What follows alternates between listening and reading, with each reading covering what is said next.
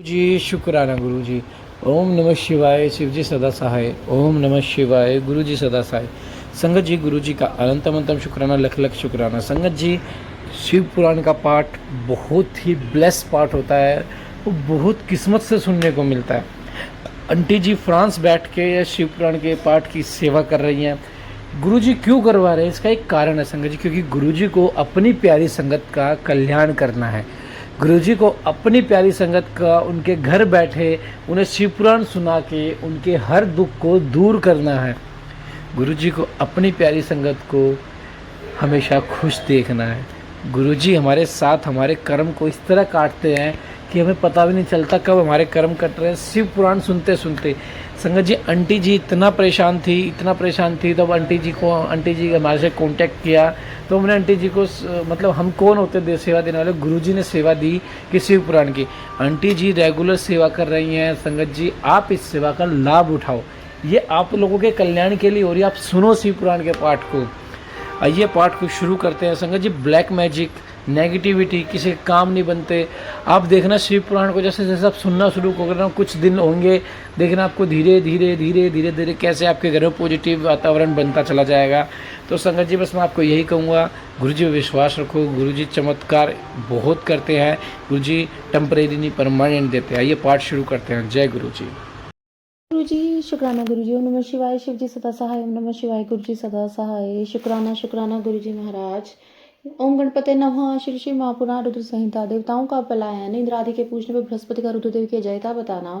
वीरभद्र का देवताओं को युद्ध के लिए ललकारना। श्री विष्णु और वीरभद्र की बातचीत। विष्णु आदि का अपने लोक में जाना एवं दक्ष और यज्ञ का विनाश करके वीरभद्र का कैलाश का लौटना। ब्रह्मा जी कहते हैं, नारद इस समय देवताओं के साथ शिव गणों का घनघोर युद्ध आरंभ हो गया। उसमें सारे देवता पराजित हुए भागने लगे। वे एक दूसरे के साथ छोड़कर स्वर्ग लोक में चले गए। उसी समय केवल महाबली इंद्र आदि लोकपाल ये उस दारुण संग्राम में धैर्य धारण करके उत्सुकता पूर्वक खड़े रहे। तदंतर इंद्र आदि सभी देवता मिलकर उस सम्रांगण में बृहस्पति जी को विनीत भाव से नमस्कार करके पूछने लगे। लोकपाल बोले, गुरुदेव बृहस्पति तात महाप्राज्ञ दयानिधि, शीघ्र बताइए, हम जानना चाहते हैं कि हमारी विजय कैसे होगी। उनकी आवाज सुनकर बृहस्पति ने प्रतन पूर्वक भगवान शंभु का स्मरण किया। ज्ञान दुर्बल महेंद्र से कहा। बृहस्पति बोले, इंद्र, भगवान विष्णु ने पहले जो कुछ कहा था वह सब घटित हो गया है। मैं उसी को स्पष्ट कर रहा हूँ, सावधान होकर सुनो। समस्त कर्मों का फल देने वाले जो ईश्वर वह कर्ता का आश्रय लेते हैं। कर्म करने वाले को उस कर्म का फल देता है। जो कर्म करता ही नहीं उसको फल देने में समर्थ नहीं है। यह जानकर उसका आश्रय लेकर सत्कर्म करता है, उसी को कर्म का फल मिलता है। ईश्वर द्रोही को नहीं। न मंत्र, न औषधि, न समस्त विचारी कर्म, न लौकिक पुरुष, न कर्म, न वेद, न पूर्व, न उत्तर मीमांसा और उत्तर मीमांसा, न नाना वेदों से युक्त अन्य शास्त्र ही ईश्वर को जानने में समर्थ हैं। ऐसा प्राचीन विद्वानों का कथन है। अन्य शरण भक्तों को छोड़कर दूसरे लोग संपूर्ण वेदों का 10,000 बार स्वाध्याय करके भी महेश्वर को भली भांति नहीं जान सकते। यह महाश्रुति का कथन है। अवश्य भगवान शिव के अनुग्रह से सर्वथा शांत, निर्विकार एवं उत्तम दृष्टि सदाशिव तत्काल तत्व का साक्षात्कार हो सकता है। सुरेश्वर क्या कर्तव्य है, क्या कर्तव्य, इसका विवेचन करना अभिष्ट होने पर मैं सिद्धि का उत्तम अंश है, उसी का प्रतिपादन करूंगा। तुम अपने हित के लिए उसे ध्यान देकर सुनो। इंद्र, तुम लोकपालों के साथ आज नादान बनकर दक्ष यज्ञ में आ गए। बताओ तो यहाँ क्या पराक्रम करोगे। भगवान रुद्र जिनके सहायक हैं, ऐसे ये परम क्रोधी रुद्रगण इस यज्ञ में विघ्न डालने के लिए आए हैं और अपना कर्म पूरा कर सकेंगे, इसमें संशय नहीं। सत्य सत्य कहता हूँ। और इस यज्ञ के विघ्न का निवारण करने के लिए वस्तुतः तुम में से किसी के पास था कोई भी उपाय नहीं है। बृहस्पति की बात सुनकर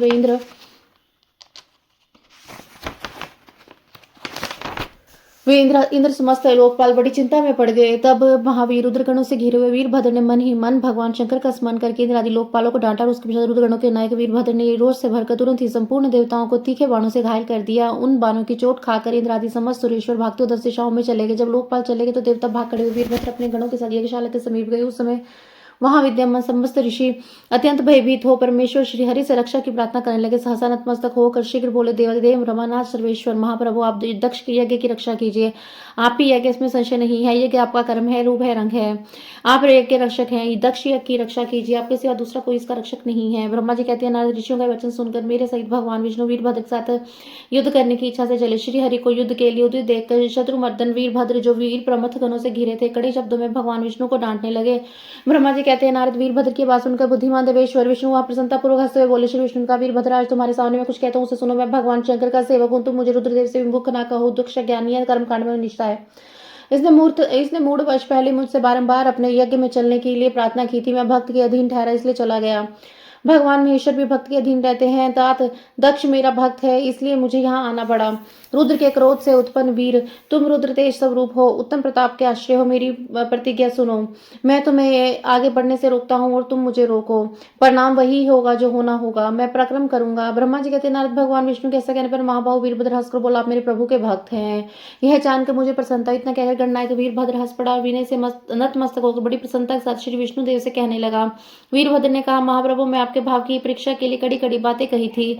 इस समय यथार्थ बात कहता हूँ, सावधान होकर सुनो। हरे, जैसे शिव हैं वैसे आप हैं, जैसे आप हैं वैसे शिव हैं, ऐसा वेद कहते हैं। और वेदों का यह कथन शिव की आज्ञा के अनुसार है। रमानाथ भगवान शिव की आज्ञा से हम सब लोग उनके सेवक हैं, तथापि मैंने जो बातें कही इस बात के अवसर के अनुरूप ही हैं। आप मेरी हर बात को अपने प्रति आदर के भाव से कही गई समझिए। ब्रह्मा जी कहते हैं, वीरभद्र का यह वचन सुनकर भगवान श्री हरि हंस पड़े और उसके लिए हथकर वचन बोले। श्री विष्णु ने कहा, महावीर, तुम मेरे साथ निशंक होकर युद्ध करो, तुम्हारी अस्त्रों से शरीर के भर जाने पर मैं अपने आश्रम को जाऊंगा। ब्रह्मा जी कहते हैं, ऐसा कहकर भगवान विष्णु चुप हो गए, युद्ध के लिए कमर कसकर डट गए। महाबली वीरभद्र ने अपने गणों के साथ युद्ध करने के लिए तैयार हो गए। नारद तदंतर भगवान विष्णु और वीरभद्र में घोर युद्ध हुआ। अंत में वीरभद्र ने भगवान विष्णु के चक्र को स्तंभित कर दिया और शांग धनुष के 3 टुकड़े कर डाले। तब मेरे द्वारा एवं सरस्वती द्वारा बोधित हुए श्री विष्णु ने उस महान नायक वीरभद्र को सहा तेज संपन्न जानकर वहां से अंतर ध्यान होने का विचार किया।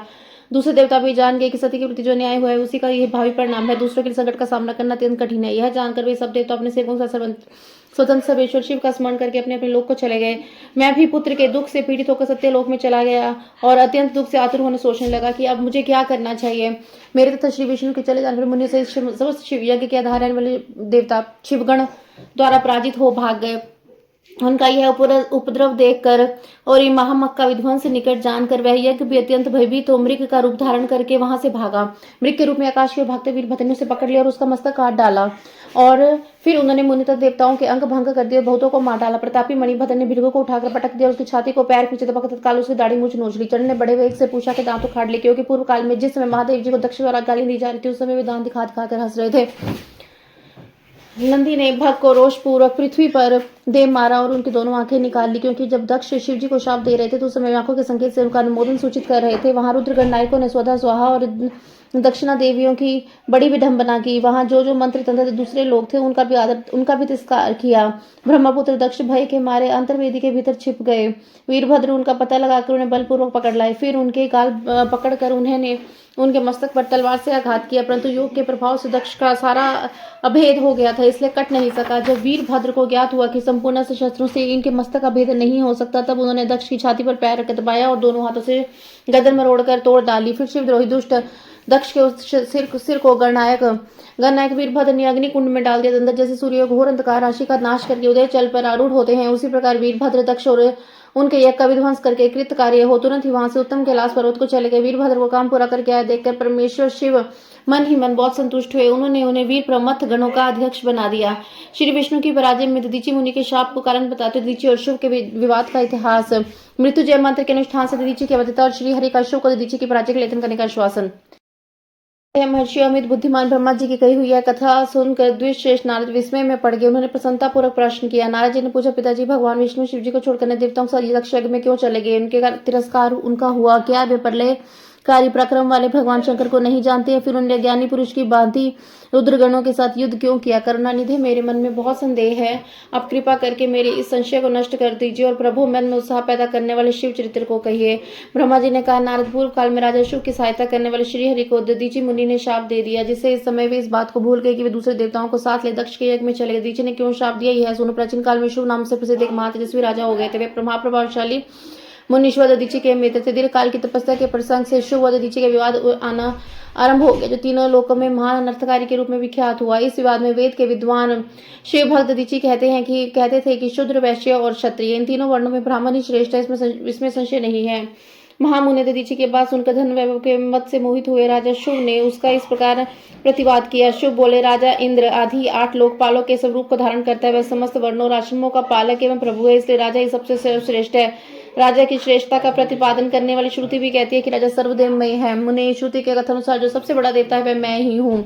इस वचन से ब्राह्मण की अपेक्षा राजा ही श्रेष्ठ सिद्ध होता है। च्यवन नंदन, आप इस विषय में विचार करें, मेरा नादर न करें, क्योंकि मैं सर्वथा आपके लिए पूजनीय हूँ।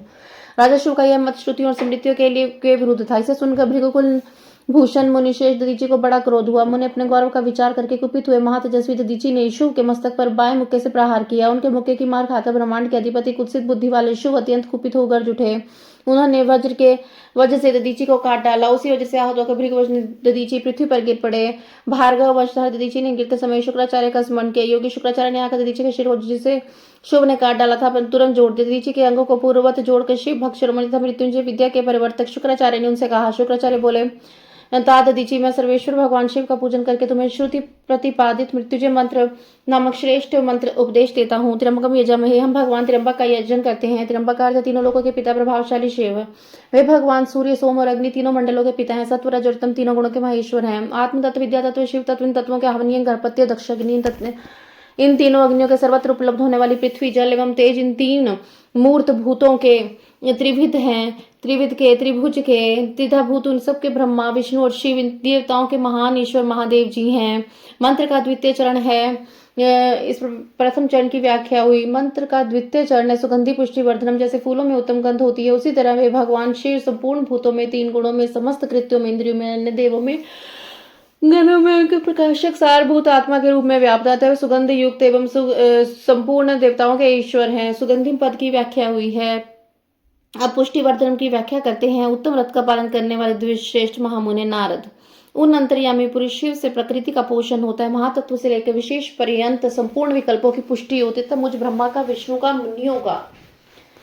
मुनियों का और इंद्रियों सहित देवताओं का भी पोषण होता है, इसलिए वे पुष्टिवर्धन हैं। और अब तीसरे मंत्र चौथे चरण की पुष्टिवर्धन कहते हैं। चौथे चरण की व्याख्या करते हैं। उन दोनों चरणों का स्वरूप यूं है। उर्वरिक में बंधना मृत्यु मुख्य अमृता, तथा प्रभो, जैसे खरबूजा पक जाने पर लता बंधन से छूट जाता है, उसी तरह मैं मृत्यु रूप बंधन से मुक्त हो जाऊं, अमृत पद से पृथक ना हूं। वे रुद्रदेव अमृत स्वरूप हैं, जो पुण्यक्रम से, तपस्या से, स्वाध्याय से, योग से, ध्यान से उनकी आराधना करता है, उसे नूतन जीवन प्राप्त होता है। सत्य के प्रभाव से भगवान शिव स्वयं ही अपने भक्त को मृत्यु के सूक्ष्म बंधन से मुक्त कर देते हैं, क्योंकि वे भगवान ही बंधन और मोक्ष देने वाले हैं।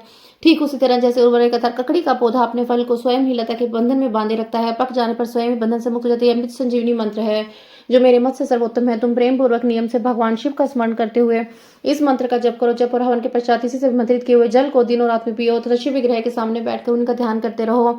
इससे कहीं भी मृत्यु का भय नहीं रहता। न्यास आदि सब कार्य करके विधिवत भगवान शिव की पूजा करो। यह सब करके शांत भाव से बैठकर भक्त वत्सल शंकर का ध्यान करना चाहिए। मैं भगवान शिव का ध्यान बता रहा हूँ, जिसके अनुसार उनका चिंतन करके मंत्र जप करना चाहिए। इस तरह निरंतर जप करने से बुद्धिमान पुरुष भगवान शिव के प्रभाव से उस मंत्र को सिद्ध कर लेता है। मृत्युंजय मंत्र।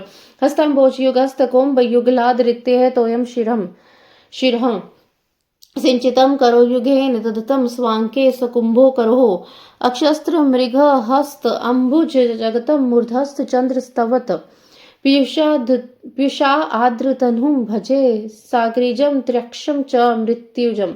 जो अपने दो कर कमलों में रखे हुए दो कलशों से जल निकाल कर उनसे ऊपर वाले दो हाथों द्वारा अपने मस्तक को सींचते हैं, अन्य दो हाथों में दो घड़े लिए रहते हैं, अपनी गोद में रखे हुए हैं तथा शेष दो हाथों में रुद्राक्ष एवं मृग मुद्रा धारण करते हैं, कमल के आसन पर बैठे हैं, सिर पर स्थित चंद्रमा से निरंतर झरते हुए अमृत से जिनका शरीर भीगा हुआ है तथा जो तीन नेत्र धारण करने वाले हैं, उन भगवान मृत्युंजय का, जिनके साथ गिरिराज नंदिनी उमा विराजमान है, मैं भजन करता हूँ। ब्रह्मा जी कहते हैं, तात मुनिश्रेष्ठ दधीचि को इस प्रकार उपदेश देकर शुक्राचार्य भगवान शंकर का स्मरण करते हुए अपने स्थान को लौट गए।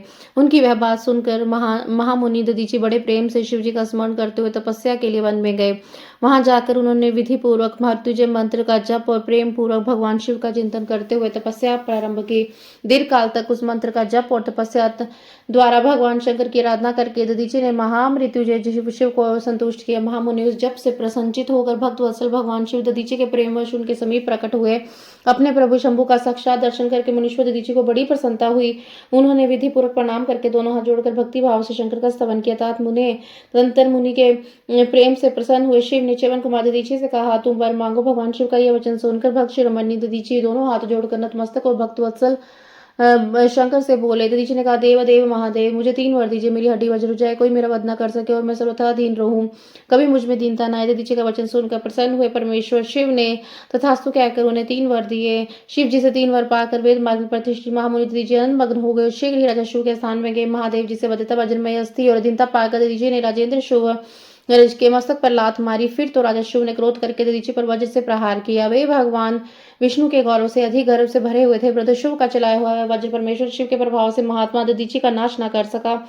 इससे ब्रह्मा कुमार शिव को बड़ा विस्मय हुआ। मुनीश्वर दधीचि की अवध्यता, दीनता तथा वज्र से बढ़ चढ़कर प्रभाव देखकर ब्रह्मा कुमार शिव के मन में बड़ा आश्चर्य हुआ। उन्होंने शीघ्र ही वन में जाकर इंद्र के छोटे भाई मुकुंद की आराधना आरंभ की। वे शरणागत पालक नरेश मृत्युंजय सेवक दधीचि से पराजित हो गए थे। शिव की पूजा से गरुड़ ध्वज भगवान मधुसूदन बहुत संतुष्ट हुए। उन्होंने राजा को दिव्य दृष्टि प्रदान की। उस दिव्य दृष्टि से जनार्दन देव का दर्शन करके उस गरुड़ ध्वज को शिव ने प्रणाम किया और प्रिय वचनों द्वारा उनकी स्तुति की। इस प्रकार देवेश्वर आदि प्रशंसित नजय ईश्वर श्री नारायण देव का पूजन और स्तवन करके राजा ने भक्ति भाव से उनकी ओर देखा। जनार्दन के चरण मस्तक रखकर प्रणाम करने पर उन्हें अपना अभिप्राय सूचित किया। राजा बोले, भगवान दधीचि नाम से प्रसिद्ध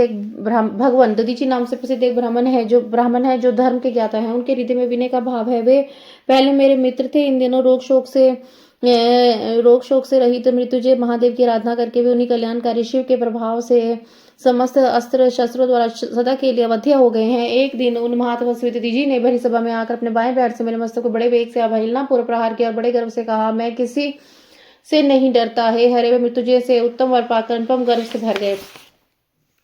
ब्रह्मा जी कहते हैं, नारद महात्मा दधीचि की अवध्यता का समाचार पाकर श्री हरि ने महादेव जी के तुलित प्रभाव का स्मरण किया। फिर वे ब्रह्मपुत्र राजा शिव से बोले, राजेंद्र, ब्राह्मणों को कोई भी थोड़ा सा भय नहीं है। भूपते विशेषतः रुद्र भक्तों के लिए तो भय नाम की वस्तु है ही नहीं। यदि मैं तुम्हारी ओर से कुछ करूं तो ब्राह्मण दधीचि को दुख होगा और वह मुझ जैसे देवता के लिए भी शाप का कारण बन जाएगा। राजेंद्र, दधीचि के शाप से दक्ष के यज्ञ में सुरेश्वर शिव से मेरी पराजय होगी, फिर मेरा उत्थान भी होगा। महाराज, इसलिए मैं तुम्हारे साथ रहकर कुछ करना नहीं चाहता। मैं अकेला ही तुम्हारे लिए दधीचि को जीतने का प्रयत्न करूंगा।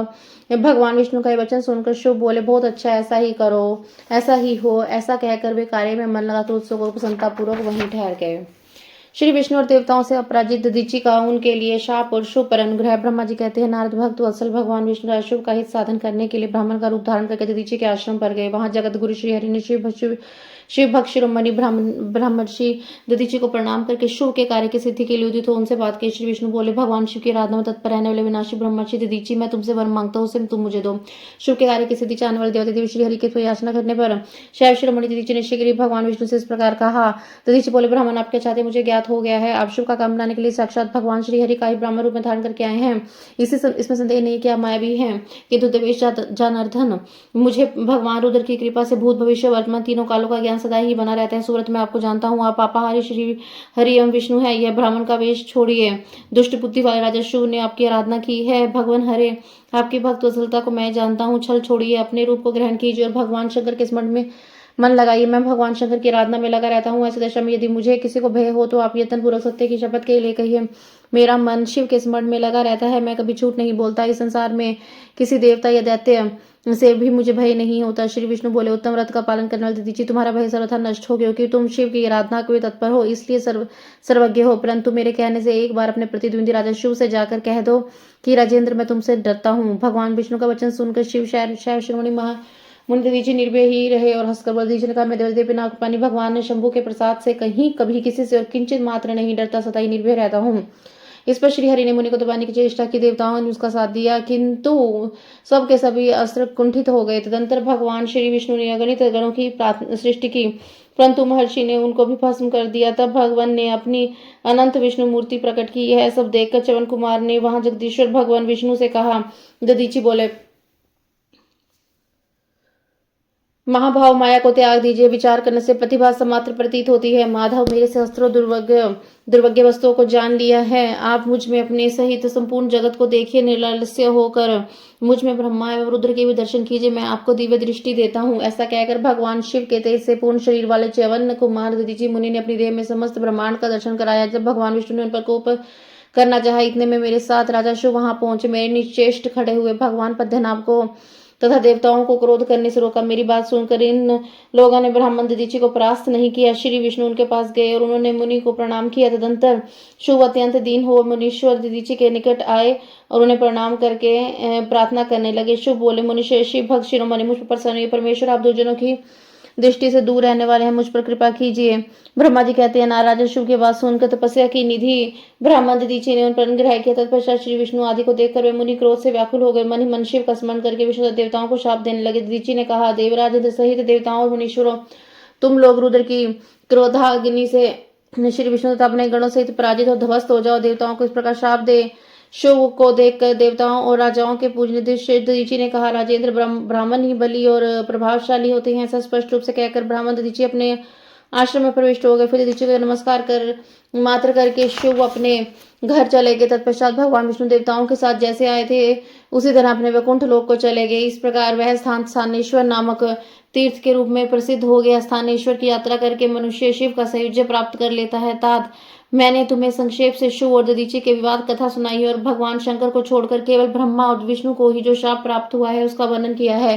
जो शिव और दधीचि के विवाह संबंधी इस प्रसंग का नित्य पाठ करता है, मृत्यु को जीत कर देते आके पर ब्रह्मलोक में जाता है। जो ये पाठ करके रणभूमि में जाता है वह उसको मृत्यु का भय नहीं होता, वह निश्चय ही विजयी होता है। देवताओं द्वारा ब्रह्मा का विष्णु लोक में जाकर अपना दुख निवेदन करना। देवताओं सहित ब्रह्मा का अपने विष्णु लोक में जाकर अपना दुख निवेदन करना। श्री विष्णु का उन्हें शिव से क्षमा मांगकर अनुमति दे उनके साथ लेकर कैलाश पर जाना और भगवान शिव से मिलना।